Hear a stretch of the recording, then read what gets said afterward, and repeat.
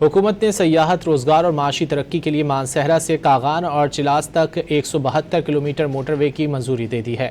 National high وے authority کے اجلاس میں موٹر وے منصوبے پر بریفنگ دی گئی۔ وفاقی وزیر علیم خان نے مانسہرہ سے کاغان، ناران اور چلاس سے گزرنے والی نئی موٹر وے کی تعمیر کی منظوری دی۔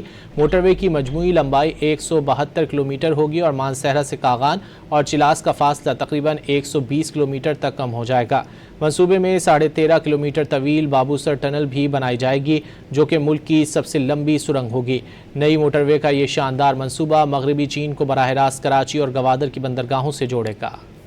حکومت نے سیاحت، روزگار اور معاشی ترقی کے لیے مانسہرہ سے کاغان اور چلاس تک 172 کلومیٹر موٹر وے کی منظوری دے دی ہے۔ نیشنل ہائی وے اتھارٹی کے اجلاس میں موٹر وے منصوبے پر بریفنگ دی گئی۔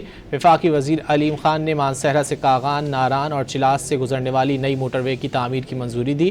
موٹر وے کی مجموعی لمبائی 172 کلومیٹر ہوگی اور مانسہرہ سے کاغان اور چلاس کا فاصلہ تقریباً 120 کلومیٹر تک کم ہو جائے گا۔ منصوبے میں 13.5 کلومیٹر طویل بابوسر ٹنل بھی بنائی جائے گی، جو کہ ملک کی سب سے لمبی سرنگ ہوگی۔ نئی موٹر وے کا یہ شاندار منصوبہ مغربی چین کو براہ راست کراچی اور گوادر کی بندرگاہوں سے جوڑے گا۔